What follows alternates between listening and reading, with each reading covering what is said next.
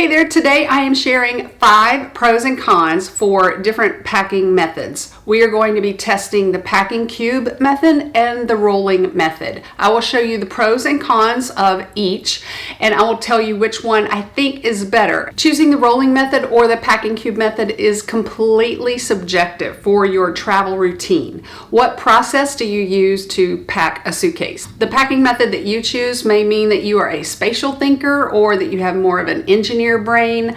We are going to test each packing method, and I will show you the 5 pros and cons of those methods. Remember that I'm going to be talking only about a carry-on suitcase. These methods have to go into a carry-on suitcase. That's all we use. And a carry-on suitcase is a suitcase or a duffel bag type that holds all of your clothes and that you would put above your airplane seat on a major airline airplane. To be honest, you have to try each of these methods, the rolling method and the packing cube method, and see which method fits your travel personality, the mood, your patience, and the style of how you pack your items. One of the ways we are going to think about the pros and cons of each packing method is by testing their speed. Which method is going to be faster for you? Is rolling going to be the faster method, or is packing in a packing cube where you fold each item and put them in the packing cube a faster process? I'm just timing the process. I'm not talking about how long it takes to put each item and each cube into the suitcase and get it completely packed. I am only testing the speed of the process of folding or rolling. For testing purposes, I am using an iPhone watch that's on my husband's gorgeous wrist, and I'm going to be folding 5 shirts and a pair of colored denim, or I'm going to be rolling 5 shirts and rolling a pair of green jeans.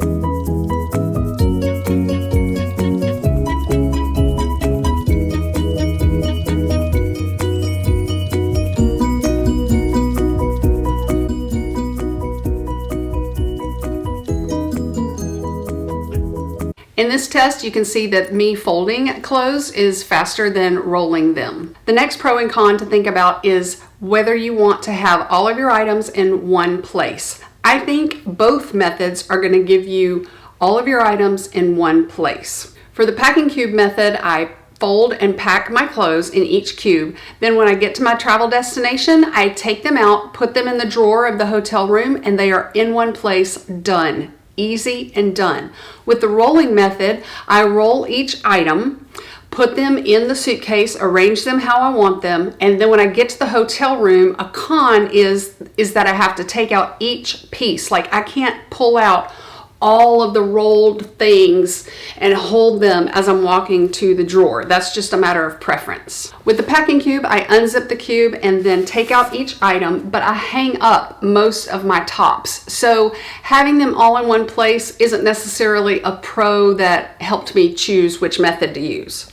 Some of my subscribers will use their packing cube. They will unzip the lid and then leave that cube in the drawer like it is. Other people, like me, take everything out of the cube and put it in the drawer. I like to separate my items in the drawer. I don't leave them in the cube shape, if that makes sense. And then other subscribers like to give each family member a different colored cube.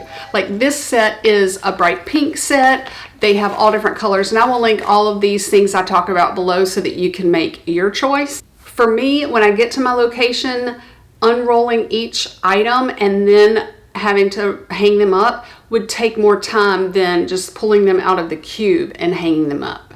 The third pro and con to think about in your packing method is, do you want your method to be more organized? To me, packing cubes give you 2 different more organized ways of packing. Now, my packing cubes are just a cheap set from Amazon that I bought to test a couple of years ago. And they have worked fine. They are like $11, and you get these two pieces which fit in a carry-on suitcase. And then you also get this really big cube if you were going to use a checked suitcase, and this is like the whole length of my carry-on suitcase. And then it also comes with laundry pouches, which I don't really use. I would just use like a trash bag or store my dirty clothes in like the mesh part of a suitcase. Tip, if you haven't seen my other 26 tips, 23 travel hacks, or my 33 travel hack videos, I will link those below. But one of the best ways to save space is to store your shoes or to pack your shoes in the mesh part of the part that opens in your suitcase. For organization in a packing cube method, you can stack each outfit per day. For instance, you can pack your pants, your undies, and your top. Then get your next pair of pants, undies, and top, and stack those in a stack in each cube. And then in the small cube, you could put your undies, pajamas, swimsuit cover-up, swimsuit, socks, those kind of things. Another way of organizing it is the way that I use it. And for my packing method in a packing cube, I like to put my heavy pieces on the bottom, like colored denim, shorts, pants on the bottom, and then store the tops on top, because I am most likely going to hang those tops up in the hotel closet. I'm not talking about my exercise clothes. Those can go in the smaller cube, or they can be stuffed and smushed in between where I have open spaces in my suitcase. Let's take a look at this compression bag by Ziploc. It is for travel, okay? And it is for carry-on suitcases. These kind of travel compression bags do not use or do not require a vacuum cleaner. I bought a whole set of them, but I like this for carrying like bulky sweaters. I do not use this kind of compression bag for my regular clothes. I just feel like it's going to take me longer and be a little more wrinkly when I get to my destination. I am going to try it out though on our 10-day trip to Europe that's coming up. We're trying to give my 14-year-old, who's a history buff, we're trying to do a World War II tour in Europe, but we'll see if it actually helps me save space in my suitcase. I also bought a set of these little packing cubes, and they are not worth the time because they only hold like one shirt or a few pairs of socks. If I'm going to use just a shirt or a few pairs of underwears and socks, I'm going to just stuff those in the available spaces. Like, it's not worth the time to me to organize those things and put them in that kind of packing cube. But they do come with 4 little cubes like this. The number one pro versus con thing to think about with packing cubes and the rolling method is that packing cubes can squish and they can smush. You have all of your items in certain sections and they can squish so easily. They squish more easily than rolled up tops and bottoms. I feel like with the rolling method, I'm going to have to pick up more items to squish and smush. But these last 3 sentences are why we have the rolling method versus the packing cube method debate. It all depends on your travel packing routine. If you are a last minute packer, neither one of these styles or methods is going to help you, maybe.